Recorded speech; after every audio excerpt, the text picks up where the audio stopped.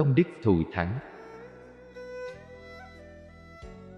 Chỉ cần chúng ta không quên cội nguồn, tôn kính cội nguồn, thì coi như chúng ta đã tu rồi, mà còn tu cao, đạt đến đạo làm người, tỏa sáng lòng trung, hiếu, nhân, nghĩa. Nếu chúng ta ra công, tận sức khuyên người trở về cội nguồn, thì coi như chúng ta đã làm được việc hy hữu, phước đức vô tận. Như chúng ta đã biết, trong các con đường tu, về nguồn là đứng đầu. Trong các con đường làm phước, thuyết giáo, truyền kinh, làm cho nhân loại giác ngộ là bậc nhất. Trong các con đường thành đạt, không có con đường nào hơn là dẫn dắt nhân loại về nguồn.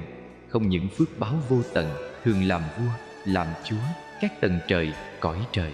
Không những thế mà ông bà, cha mẹ nhiều đời nhiều kiếp siêu thăng về thiên giới, hoặc đầu thai trở lại làm người. Văn hóa cội nguồn